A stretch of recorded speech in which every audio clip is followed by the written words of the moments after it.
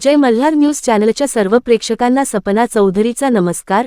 नंदुरबार शहरातील बनावट जन्म मृत्यू प्रमाणपत्र रॅकेट उघडकीस आल्यानंतर महाराष्ट्र राज्याच्या सत्ताधाऱ्यांमध्येच एकमेकांवर आरोप प्रत्यारोप करत स्थानिक नेत्यांमध्ये कलगीतुरा रंगल्याचे चित्र दिसू लागले आहे।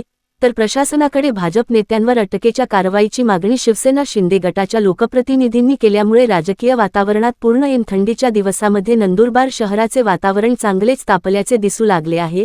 नंदुरबारातील बनावट जन्ममृत्यूचे प्रमाणपत्र प्रकरणात भाजपाच्या नेत्यांची चौकशी करून त्यांच्यावर कारवाई करण्याची मागणी शिवसेना शिंदे गटाचे आमदार चंद्रकांत रघुवंशी यांनी आयोजित करण्यात आलेल्या पत्रकार परिषदेतून केली आहे। तर किरीट सोमय्या यांनी काढलेल्या अक्कलकुव्यातील जामिया संस्थेच्या प्रकरणांचे काय झाले, मालेगाव येथे बनावट जन्ममृत्यू दाखला आणि अक्कलकुवाच्या जामिया इस्लामिया संस्थेच्या चौकशीचे काय झाले, असा प्रश्न विधान परिषदेचे आमदार चंद्रकांत रघुवंशी यांनी उपस्थित केला आहे। त्यानुषंगाने पोलिसांनी भाजपाचे प्रदेश महामंत्री विजय चौधरी यांना ताब्यात घेतले पाहिजे, तर माजी खासदार हिना गावित यांची देखील चौकशी केली पाहिजे अशी मागणी केली आहे। शहरात बनावट जन्ममृत्यू प्रमाणपत्राच्या प्रकरण मागील गेल्या 6 वर्षांपासून भाजपाच्या नेत्यांना माहिती होते तर प्रशासनाला का कळवले नाही, असा संतप्त सवाल आमदार चंद्रकांत रघुवंशी यांनी आयोजित केलेल्या पत्रकार परिषदेतून उपस्थित केला आहे। नंदुरबारमध्ये बनावट जन्म मृत्यू प्रमाणपत्र रॅकेट उघडकीस आल्यानंतर नंदुरबार शहराचे राजकीय वातावरण चांगलेच तापण्यास सुरुवात झाली आहे। या प्रकरणाची माहिती भाजपच्या नेत्यांना आधीपासून कशी होती, असा प्रश्न उपस्थित करत शिवसेना शिंदे गटाचे आमदार चंद्रकांत रघुवंशी यांनी भाजपच्या नेत्यांवर गंभीर आरोप केले आहेत। आयोजित करण्यात आलेल्या पत्रकार परिषदेत बोलताना रघुवंशी यांनी भाजपचे प्रदेश महामंत्री विजय चौधरी आणि माजी खासदार डॉक्टर हिना गावित यांची चौकशी करण्याची देखील मागणी केली आहे। नंदुरबार शहरातील शास्त्री मार्केट परिसरात असलेल्या आर के ऑनलाईन सेंटर सीएससी सेवा केंद्र या सायबर कॅफे येथे मागील गेल्या अनेक वर्षांपासून सायबर कॅफेच्या नावाखाली बनावट प्रमाणपत्र तयार केले जात असल्याचा आरोप असून यामागे राजकीय संरक्षण आहे का, याचीही चौकशी व्हावी अशी मागणी करण्यात आली आहे। या प्रकरणात कोणताही दोषी राजकीय नेता आढळल्यास त्याच्यावर कठोर कारवाई केली पाहिजे असेही रघुवंशी यांनी स्पष्ट केले। तर भाजपाचे नेते किरीट सोमय्या यांनी काढलेल्या प्रकरणांचे काय झाले, मालेगाव येथे जन्ममृत्यू प्रमाणपत्र आणि नंदुरबारच्या जामिया इस्लामिया संस्थेच्या प्रकरणाचे काय झाले, असा देखील प्रश्न आमदार चंद्रकांत रघुवंशी यांनी उपस्थित केला आहे।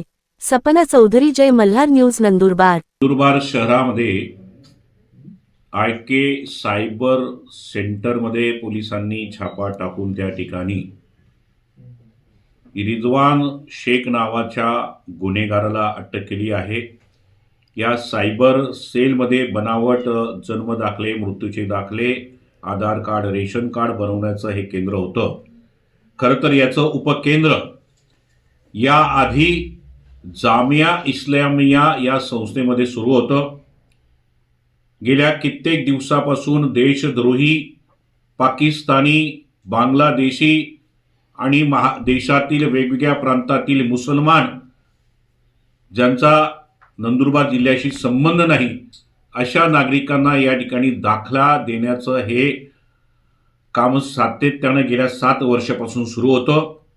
खरं ती अतिशय गंभीर बाब आहे आणि म्हणून याची उच्चस्तरीय चौकशी झाली पाहिजे।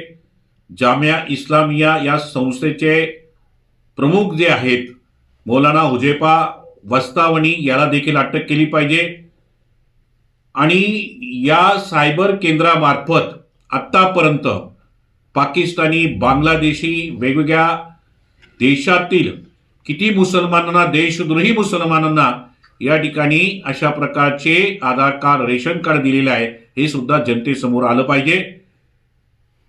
या प्रकरणाची व्याप्ती आणि गांभीर्य लक्षात घेता स्वतः राज्याचे मुख्यमंत्री आदरणीय देवेंद्र फडणवीस साहेबांना मी भेटणार आहे, त्यांना निवेदन देणार आहे आणि म्हणून याची कसून चौकशी करावी अशा प्रकारची मागणी माझी आहे। मृत्यूचे बोगस दाखले हे मागच्या काही वर्षांपासून नंदुरबार मध्ये तयार होत होते अशा प्रकारचं एक मोठं स्कॅन्डल या ठिकाणी समोर आलेलं आहे। मला असं वाटतं की पोलीस डिपार्टमेंटने याची सखोल चौकशी केली पाहिजे, कारण 5-7 वर्षापासून जर हे घोटाळे चालू होते तर याच्या मागे कोण होतं, कारण कोणाच्या आशीर्वादाशिवाय हे एवढं मोठं स्कॅन्डल नाही होऊ शकत।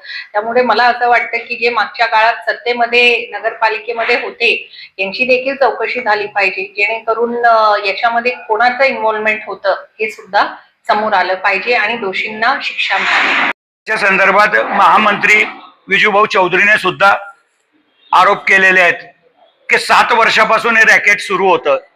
7 वर्षापासून जर विजूभाऊला माहिती होती तर विजूभाऊने का प्रशासनाला ती माहिती दिली नाही असा माझा स्पष्ट आरोप आहे.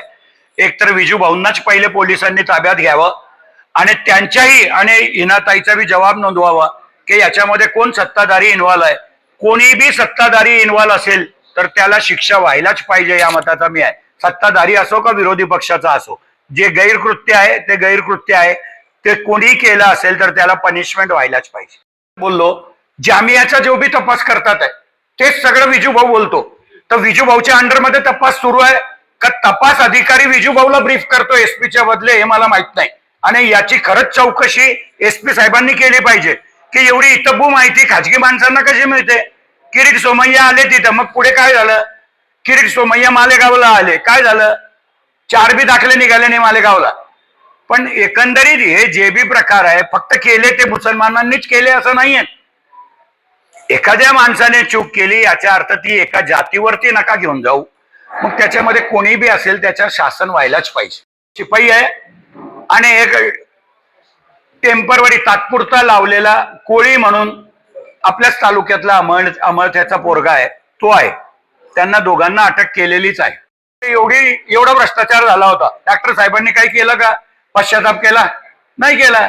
कारण डिपार्टमेंटचा शिपाई डिपार्टमेंटचा कारकून काय करेल त्याच्यासाठी जर मंत्र्याला दोष देणार असाल, मंत्र्याच्या सह्या असून बी काही झालं नाही तर इथं तर नगराध्यक्षाची सही लागतच नाही. सीओची डिजिटल सिग्नेचर आहे. सीओच्या डिजिटल सिग्नेचरनेच जन्म दाखला आणि हे मिळतात. लग्नाचे सर्टिफिकेट सुद्धा त्यांच्या सहीने मिळतात. पदाधिकाऱ्यांपर्यंत येत नाही.